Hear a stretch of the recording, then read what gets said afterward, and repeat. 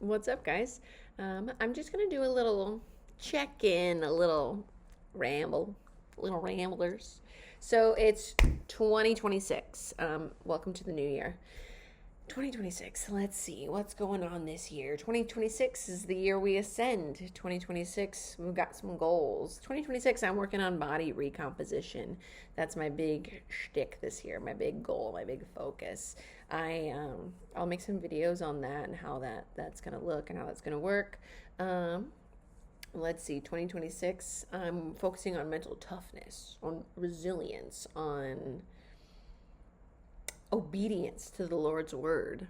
I'm devoting myself deeper into my faithfulness as a Christian. And, I'm going to do some things to take care of myself. Just how about that? I think it was actually on New Year's Eve. Jess and I went to a breathworks class. And it was my first time ever doing breath work, and he loves it. I've heard about it. I've heard all the benefits and everything, but I had never done it. And so he was like, I got this class, like I can get it, you do a free class for your first one, like let's go. So I said, okay, sure. So we went, and it was really nice. It was cool. You're just breathing, right? It's like a three breath moment. So you go just over and over, and like your breath, because if you're breathing into your belly, into your chest, and then you blow it out like you're blowing out birthday candles. And yeah, so it was cool, and you start to like get tingly in your fingers and your toes and that whole thing, and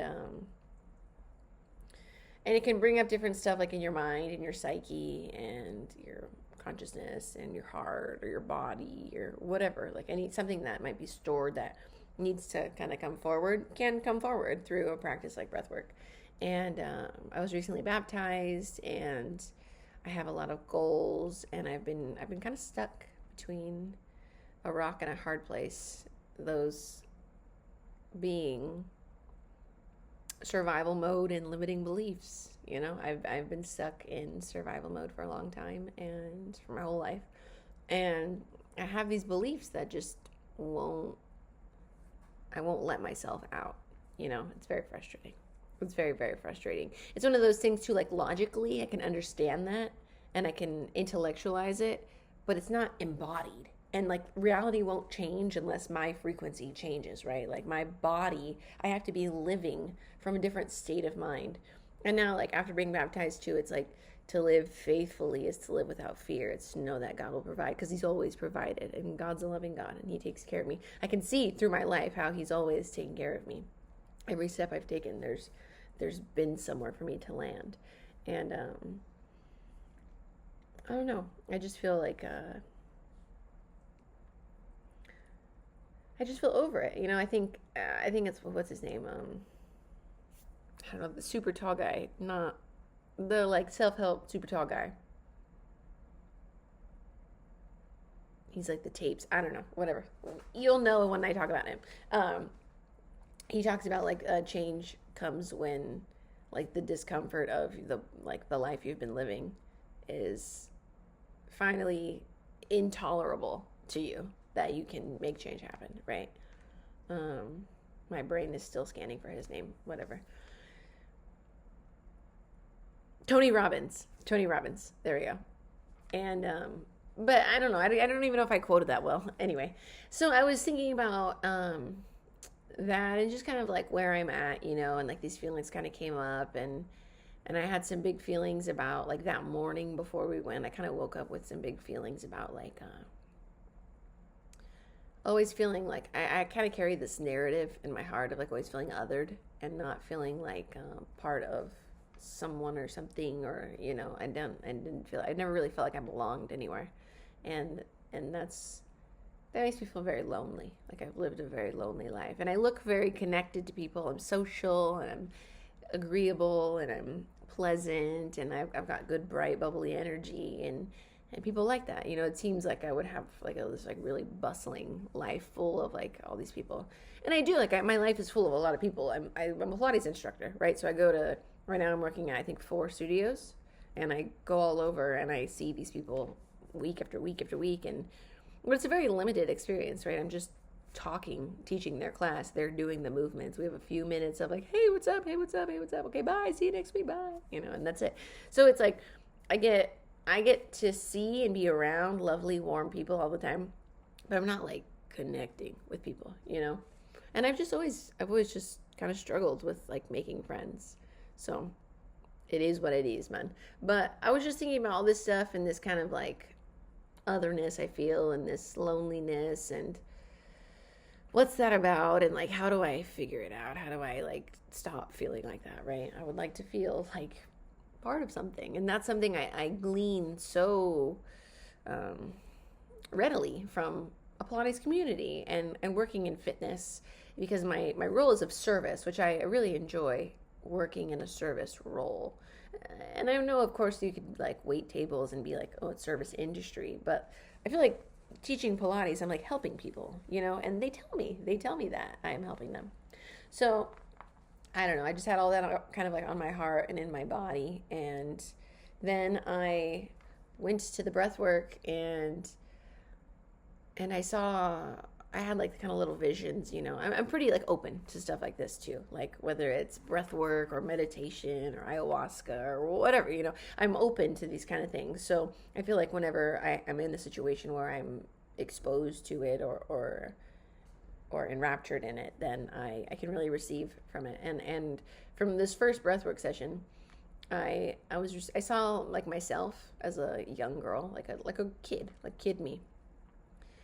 And I just missed her, like I just missed Kid Raven. I'll never get to be Kid Raven again. And I think we like experience so much of our lives like looking outward, like, oh, when I was 21, I loved to go hang out and party with my friends. And when I was 15, I loved to be in my room and do charcoal drawings. And I was all like listening to indie music or whatever. I don't know. When I was 8 years old, I liked to make beaded bracelets and play with my dogs and color in coloring books and make forts. And, like these like little things we remember of like what we're doing. But then there's like the actual like experience of like being that age and like looking outward from your eyes of any age you ever lived, And I saw this Instagram recently, this guy was telling this poem about, it was like his 22nd birthday or 21st birthday or something. I think it was his 22nd birthday, and he said at the table he had 21 friends, and it was him at every age, like 1, 2, 3, 4, all the way up to 21. And like before he blew out the candles, he like took a look at all of the previous and younger versions of himself.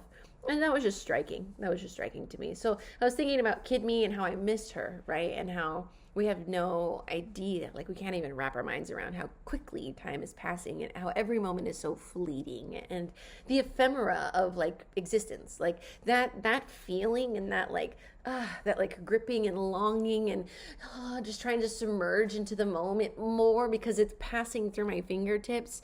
That feeling has like gripped my heart like since I became conscious. Truly, that feeling of like, oh my God, it's passing so fast. Wait, what? Like it's going. That's life, right? It's just life is constantly happening and it's constantly changing. And I'm a very like forward-looking person. I like a goal. I want something to look forward to. Oh, this trip is in 3 months. Great. Countdown. Now I have this thing to look forward to. Trip. Oh, I'm having my surgery on this day. Great. Now I got to prep. Surgery. Looking at pictures. Getting ready. Surgery. Mentally. I'm having this surgery. Like, oh, now I'm out of surgery and I have a 6-week recovery. Okay. 6 weeks. Let's see how it all tracks. It's like I have this in me where I like love to like look forward to something and like track the data of the time passing and log the days or get the reps or whatever. But if I like really stop, or when I really stop, oh my God, it's like heartbreaking. It's overwhelming. It overwhelms me. It's heartbreaking, and I feel like love and joy and peace with all of the time I've lived. And I just feel grief that time is slipping through my fingers. And it's not just about my life, but like especially like if I think about like someone like my younger brother, he's 13 now. I saw him get born. I saw him come out of my mother's body. I was 15, almost 16 years old, a few months shy of being 16, and I watched my little brother get born. Welcome Earthside, baby. Oh my God. at almost 16, basically by the time he was, I think, 2.5, 3 months old, I turned 16. So basically I was 16 years old with this brand new baby in my home. That boy was my baby. Oh my God, I never experienced a love like that before. To love someone outside of you, and like to have this like need to like, I want to protect him and nurture him and care for him and pour into him. I want to like just feed this little boy to become everything he could ever be. Oh my God, like it's overwhelming. Like that love is overwhelming. He's not even my child. I know that. I've never had the responsibility of him being my child. Whenever I wanted to leave, I could go this, I could do this, I lived my life. I've been living my life. But in my heart, I just care so deeply about him. I just love him so much. Because I don't know, maybe it was like the profound experience of seeing him being born or that age gap. And I've always been a very like nurturing, maternal kind of person. Even my other younger brother, he's only 6 years younger than me. He's 20. How old am I? 28, 29? He'll be 23 soon. And I was like 7 years old trying to change his diapers and take care of him and carry him around. And he was also my baby, but it was a very different dynamic because I was still a child myself, a very small child. But as a teenager, like we would be in grocery stores and I'd be carrying my little brother, and it happened a couple times, which is so crazy. People will say just some out-of-pocket stuff. I'd have older women come up to me and be like, this is sad. And me and my mom would look at her like, what are you talking about? Because I'd be holding a baby like she thought I was a teen mom. Which one? That's insane. How are you going to walk up to someone and say something like that? Like, brother, don't do that. Also, me and my mom would be like, bro, this isn't even my baby. Like, one, mind your own business, and two, have a nice day. Anyway. But in my heart, he's always been my baby, right? So if I look at how the time has passed and now he's 13, like he's becoming a teenager. He's becoming a young man, and his body is changing, and he's taller than me, and he's so strong and like physically capable. And I'm like, whoa, like it blows my mind, but like then I can bring that back to myself, right? I can bring that back to me and how I was once a baby, right? I was once a small girl, and I think back or feel back into what it felt like to be me. And I think about the loneliness in my heart that I feel at 29 years old, and how that loneliness, like how big must have that been? How big must have that been for a small little girl, a child, nowhere close to having your prefrontal cortex developed. You have no logic. You're just feelings. And I've always been a very sensitive girl. I've always been a very, very sensitive person. Now I'm a very sensitive woman. I was just so lonely. It's so sad. Like, it breaks my heart to think about young me being a child that's just so lonely. And I had friends, but I still never felt like accepted. And, elementary school, you get to like 4th or 5th grade, girls start getting catty. And like, I like introduced my 2 best friends to each other, and then they just ousted me. That's like serious rejection for a 9-year-old, for a 10-year-old, And then we just see each other on the playground and they're ignoring me. And it's like, this is so weird. What happened? I thought we were all friends. So I don't know, like there's a kid version of me, or there's a younger version of me that has all these pains that still kind of like linger in my system, right? That was like, it was the forming of my programming, or of my way of being me. And it's gone, right? Like those moments are gone. That version of me is so far gone. Whether it's 8 years old or whether it's 25 years old. Like I get, like those featured photos on your iPhone, and you just scroll through and like, oh, these photos from 8 years ago, 5 years ago, 2 weeks ago, a day ago, 4 months ago. Like these just random photos. Every so often, especially for my birthday, it was like bringing up like this day, 2022, So I'm seeing myself like around my birthday.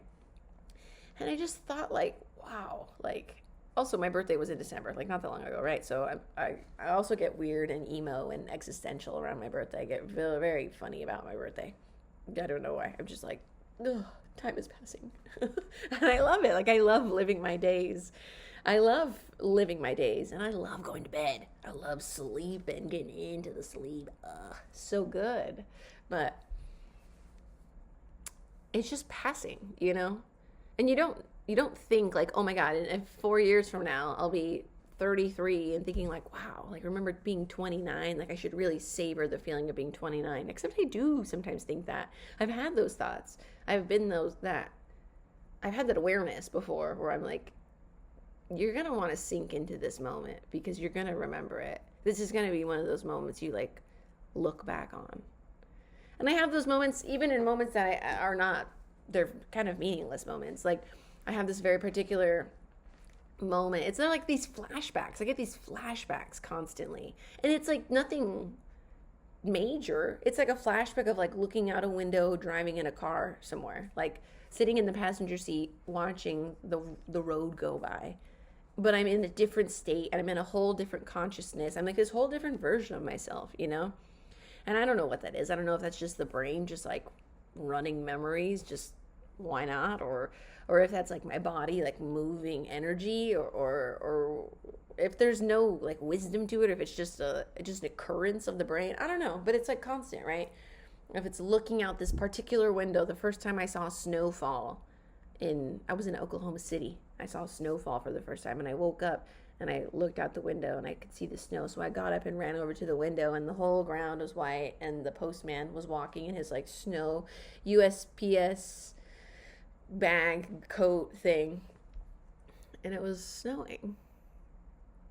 And these memories, I don't know, there's just like, it's just random, you know? But maybe that's what our life is. It's just like this giant collection of random moments that mean nothing to anyone. It's not even like it doesn't mean anything to me, but they're not like these big meaningful moments. But when I look through the catalog, the montage of my life, like it will be in there, you know? And these things that seem really important, sometimes they're just not in there. Maybe it wasn't that important, or maybe like this like thing you thought was so important created space for all these things that seemed not important to be important. When I remember college, like going to Cal Arts, I only had one semester on campus. We had fall semester, the little winter term, and like a week into the spring semester, if that. And what I remember is like campus at night, like it being quiet and dark, and like smoking a cigarette, walking to my studio, and just feeling so lonely.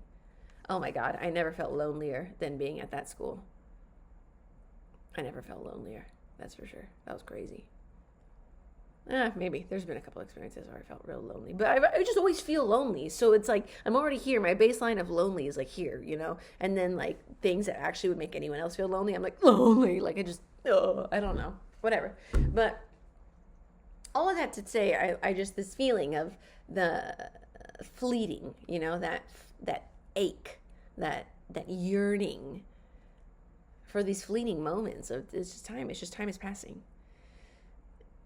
It kind of gave me this perspective about like this kind of idea I want to carry into life moving forward. Because like every morning you wake up and every night you go to bed, right? And every morning I wake up a new me. And I think probably all of us have felt that. One day you wake up and you're just in a good mood. You just wake up in a great mood. You're like, you know what? Today rocks. I'm gonna put on my cool outfit. I'm gonna vibe the fuck out. I'm gonna put my cool clothes on. Oh, I'm jamming. I'm driving on the 405, going to work. Yeah. What's up? Welcome in. It's good. It's great to see you. All right, y'all. Let's have an awesome day today. Like you just wake up some days like, like this is it. Like ugh. You just feel it. And other days you just before your eyes even open, you're just like, dude, what the fuck? No. Like that's pretty universal, right? We have days where we wake up where you just like don't want to do it. And then you have your whole day ahead of you. But sometimes I like to call those slingshot days too. Sometimes where the day starts off shitty or bad, or you think it's not going to be great, and then the day progressively gets better, and you're like, yes, throughout the day. Like it just gets better. And by the end of the day, you're like, wow, that was actually a really awesome day. I think those are amazing. Slingshot days, like any chance I wake up in a bad mood, then I'm like, oh, maybe it's a slingshot day. Like I just try to reframe, you know. But what was I going to say about I was thinking about though, every night I've gone to bed, I never thought to myself, the version of me that is today's me is dying, right? And I've had this funny thing with sleep my whole life. Like I love being asleep, but the act of going to bed, treacherous. I hate it. I get immense anxiety before I like tuck into bed. Laying in bed, like if the conditions aren't perfect, I like can't sleep, and it makes my skin crawl. Like and then I get all anxious and I get all ragey and I'm like So for a long time, I like would just stay up super late. I would just stay up super late, scrolling until my phone hit my face, and then okay, good night, go to bed, go to bed, go to bed. Just anything I could. I was taking melatonin. I was freaking doing anything I could just to get to sleep, and it just felt like this task. And even like as a kid, I did not like going to bed at night. I was a co-sleeper. I slept with my mom until I couldn't sleep with her anymore because she was like, dude, get out of my bed, I have a relationship, you can't be here. Like normal, you know. I was like 14 trying to climb in bed with my mom. She's like, get out of here, dude, you have your own room. I'm clingy. But but I remember even in preschool, I just did not like taking naps. I did not like taking naps. I remember laying on the mat and just waiting, asking the teacher, is nap time over yet? And her being like, shh, take a nap, go to sleep, go to sleep. Just laying there. Like, I'll just lay there and think versus sleep. I don't know. And I'm still that way. And these days, I've been sleeping so much better. Like, sleeping with Jess, sleeping next to him every night is like this super calming. And like sometimes even like rubbing his back will make me fall asleep, or like just like having like his body like curling up next to his back, like if his back's to me, just being like curled in there, like that's very comforting. Having just like our arms touching, that's like super comforting, and it helps me fall asleep. I feel safe, you know. And I don't know if I didn't never felt safe to go to sleep. Like when I was younger, I was real woo woo, and I was like, the demons are trying to get to me. Like I can't go to sleep. The demons are trying to fuck with me. And I felt so anxious and scared. Like I genuinely, I know I shouldn't make a funny voice about it, because I absolutely felt like something was fucking in the room with me. Something's trying to fucking get me, you know? Whatever. These days, I know I'm fine. I'm covered in the blood. Thank you. And I've been, it's like, but also like that was like a season of my life. I wasn't like that forever. And it like went away, you know? Very crazy. Very weird. But, yeah, so I started thinking about it, like this is during the breathwork session, right? I was thinking about it that every night I go to bed and I die to myself. Like I die as that day, like the slide of that day, Raven, has died, right? So then every morning I wake up as a new me, right? Right. So one of my kind of like new perspectives I'm trying on, I like to try on ideas. I am free enough to try on ideas, hold on to it for a little while. If it sticks, then cool. If I don't like it, then let it go. But this idea I'm currently trying on is waking up every morning, thanking God for the day, obviously, and then greeting myself, saying, hello, me today. Hello, today, me. Hello, Raven of January 4th, 2026. Hello. Because I hope that can give me a little bit of more like presence with myself and presence in the day. I have like a terrible pattern of self-abandoning. I've just been self-abandoning my whole life.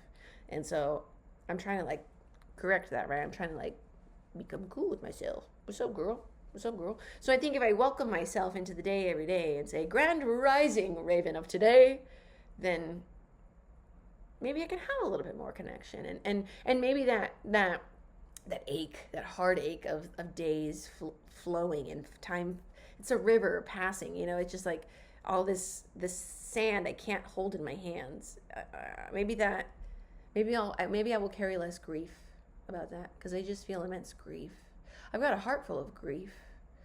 I've said my whole life I feel like I was born brokenhearted. I don't know what that's about. And I mean, most people who've interacted with me have no idea, right? They just see bubbly, happy Raven, and if they do, maybe they're just a little more, I don't know, maybe they can just see a little deeper, you know? Maybe it's apparent. Maybe I'm blind and everyone's like, she's really sad.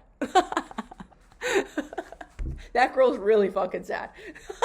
I don't know. I just carry a lot of sadness in my heart. And a part of me, especially when I was like younger, like really getting into this like healing stuff, like I was like, how much of this is just ancestral grief? How much of this is just pain in the DNA, you know?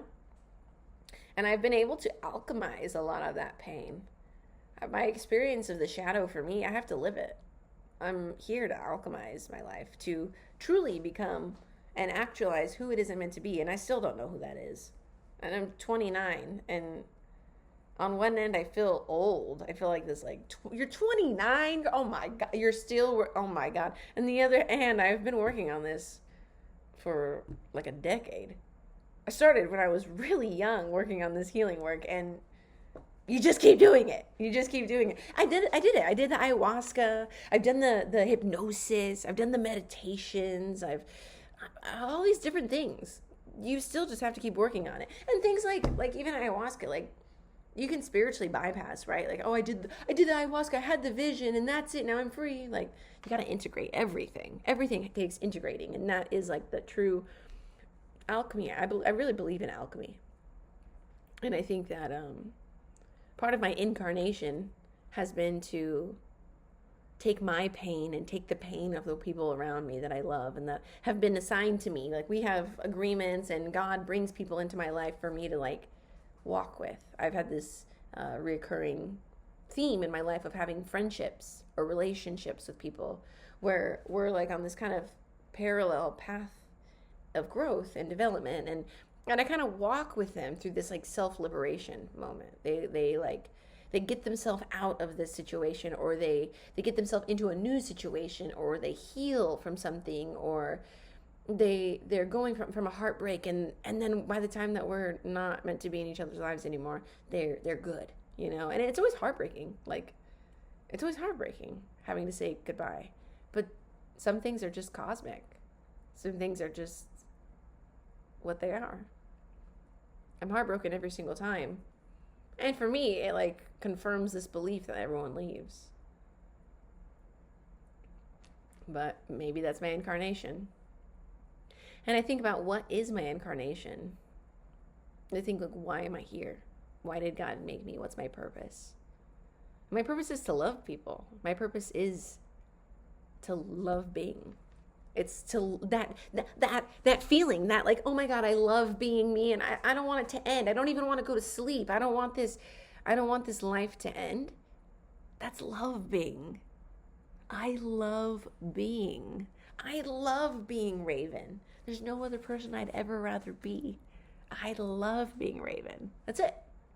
And I love it. Like, this experience of her is falling through my fingertips. It's not even like it's like, obviously I am Raven, but I'm not Raven. Like, I'm up here, and then like Raven's down here, and I am animating Raven, right? My higher self, my soul is animating this person of Raven.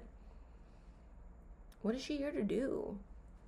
She's not here to be sad and heartbroken and lonely and stuck in survival mode and run and overtaken by these limiting beliefs that she got programmed into at a very young age. You know what I'm saying? Like, that's just not, it's not empowered and free. And empowered and free is about me getting there. It's a journey, right? It's a journey. So, love being. Love being is me. Like, I am a love being. I am here to love being. Love being. Love being just sounds cooler than love being. It's like, love being is like, it's too mouthy. It's still love being. Loving. Loving. Loving. Love being. That's me. That's me, and I love being. So, yeah, I guess that's kind of where I wanted it to go. I had all these profound thoughts during my breath work. I'm going to say this. I'm going to make a video and say that. I'm going to share the people. They need to know. I'm going to share with the people. That's it. Love being. What is loving about? It's about loving being, and being a being of love. I am a love being. I love being. Love being. That's the whole fucking thing. And anyone could be a love being. But I mean, I'm loving. Come on. That's my name. I already have such a cool name that I'm like, I don't want to like, how am I supposed to rebrand? Does anyone know Mr. Beast's actual name? Nah. I don't know. But I got some big dreams, right? I got some big goals. I got big vision. But I have all this programming and this structure of reality that doesn't allow me to get anywhere remotely close to these things. And the more I like get excited about something, the freaking worse my life gets. Literally, the stuff around me will start falling apart. And maybe that's the universe like clearing way, you know. God's like, hold on, let me move all this. Oh, you ready? She's ready. Let's dust it off. And I'm like, the world's falling around me. But I don't know, it's freaking getting hot in here. My hair's just so flat under the hat. But yeah, love being. That's what it's about. It's about loving being. And that was like my big download from my first breathwork session. Life is fleeting, and this grief I carry, it's truly just about appreciation. I carry all this grief because I just appreciate life. I appreciate all the moments. I appreciate every time I've ever gone through suffering in my life, and I've experienced suffering.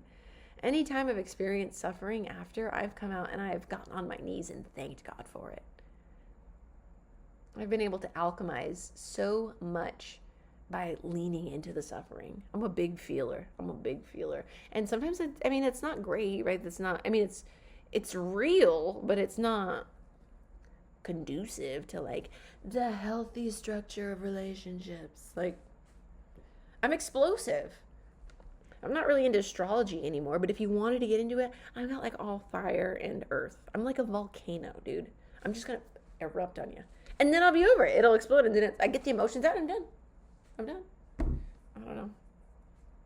And I feel everything so freaking big. I feel everything so big.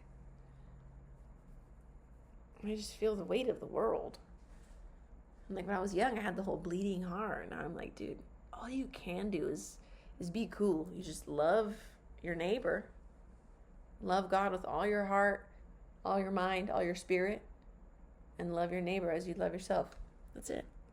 Love God, love people. Love being. So that's it. So hopefully I can get some more videos posted, get more of a rhythm, a consistency, a ball flowing to get some more videos posted. Let's make this a community. Maybe this is how I get the community I've always been looking for. Maybe I have to put it out into the internet to attract my tribe. My tribe is, my vibe's so niche. I'm so particular that I'm not going to just find my tribe in the world. Maybe I have to put it on the internet. And then people like, hey, that girl LUVBING? That girl LUVBING? That's what's up. Maybe. Who knows? Maybe I'll still just be lonely and shouting into the void of YouTube. Whatever. It is what it is, man. Anyway, I'm grateful for another day. So maybe try it out. Tonight when you go to bed, say good night and goodbye to today's me. And tomorrow when you wake up, say hello, grand rising, good morning to today's me. So all we've got is the present moment. We've got today. That's it. We don't have yesterday. It's just memory. We don't have tomorrow. It's just figment of imagination. All we've got. All of it. It's today. Praise God, baby. Praise God. All right. That's it. I'm out. Deuces.